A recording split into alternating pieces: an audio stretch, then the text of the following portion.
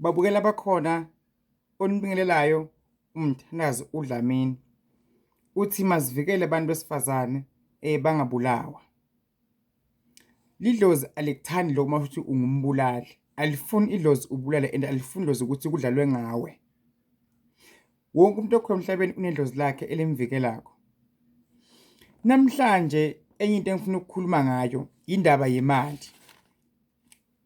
Yabona imali. Nendaba yekhadi lasebhank. Kunomuntu othi mayeke wakhipha i-R100 emalini yakhe. Imali vele iphele yonke ithinya ilandelane abone sekusele i-R10 noma i-R20. Kudala yini ke lokho? Kudala ukuthi umuntu akabudget kahle indlela efanele.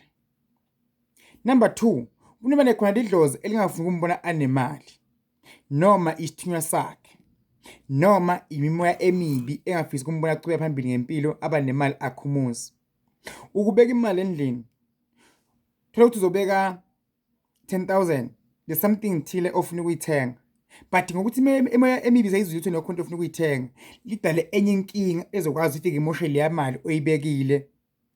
Kuze ungakhona ukwenza lento oyifisile ngaphansi enhlizweni yakho. Ngithemba niyangizwa mos. Yinto eyenzakala kwala. Afika ubhuti athi uyakuthanda. Umbuti nawo userious nawo serious.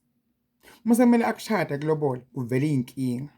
Ayi ngoba abevele afuna zivele just because of imimoya emibi nabantu abangabathakathi noma ke idlozi lakho lengafuna ukubona uyaphambili noma ke wena ungalandeli ini umsamo nemadlozi zakho.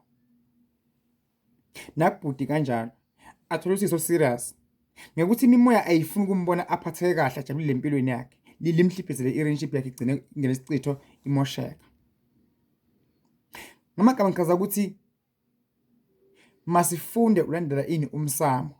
Ikhona imoya emibi lekhona empilweni yomuntu. Bukhona buvile obukhona busuke umuntu adalwe nabo buvile bekuzalwa.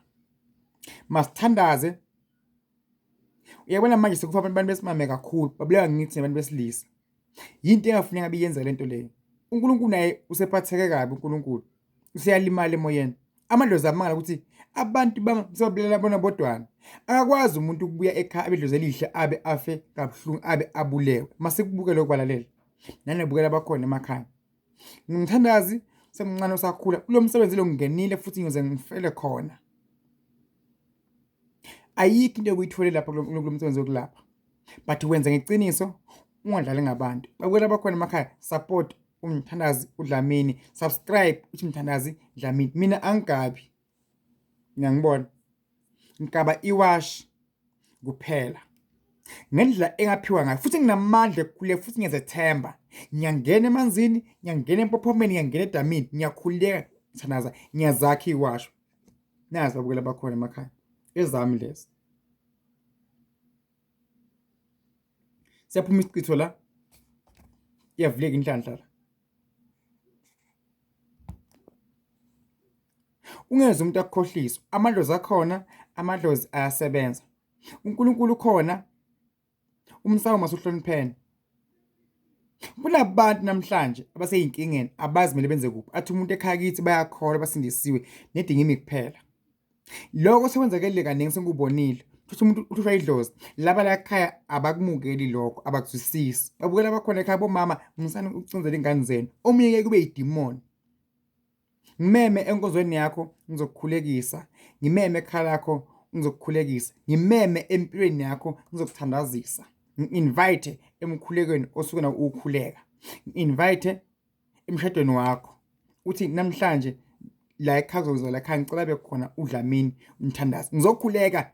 Ngizopopola into emele yenzeke embi ngikhweshise ngivula inhlanhla ngidebe umnyama kuvela ukukhanya. Invite emshadweni sesi wakho, wabhuti wakho, umzala wakho, wa-aunt wakho. Invite uDlamini uMthandazi azokukhulekisa. Inkosi kubusise mbukelo khona ekhaya. Subscribe uthi Mthandazi Dlamini ungakhohlwa. Inkosi kubusise ngiyabonga.